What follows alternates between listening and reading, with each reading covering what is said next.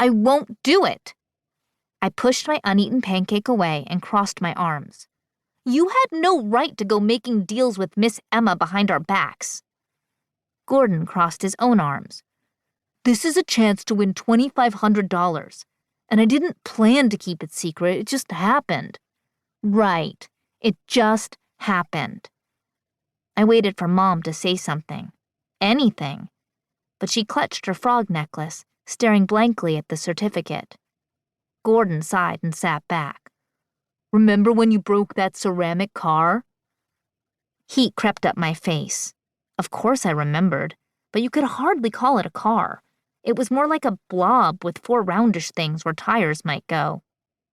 Really, it was Miss Emma's fault for bringing those cookies from the fancy bakery everyone always raved about.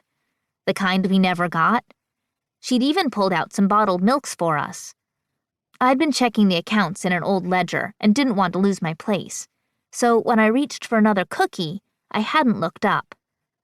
I could still hear the crash, followed by Miss Emma's screechy, shrill, "What in the Sam Hill, you careless girl! Get out of my office!" Apparently, the car-shaped blob had a lot of sentimental value. I couldn't imagine who'd given it to her. She had no kids, and she didn't seem the type to keep that kind of gift from someone else's. I'd run home as fast as I could. If I'd had a choice, I'd have stayed away forever. But that's a luxury only rich people get. We'd both apologized the next day, but things had been awkward the past few weeks. Another reason not to accept Miss Emma's charity. After you left, Gordon explained, the news did a story about the spelling bee. I randomly said I wished I could enter.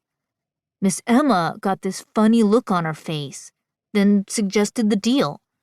I thought she was joking. But Hope, please, it's just a spelling bee.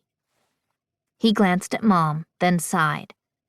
If we win, we can skip the Winterton Bee final. Take the winnings and call it good. Please? No. Gordon snorted. Of course you're going to be like that. Mom set the certificate gently on the table.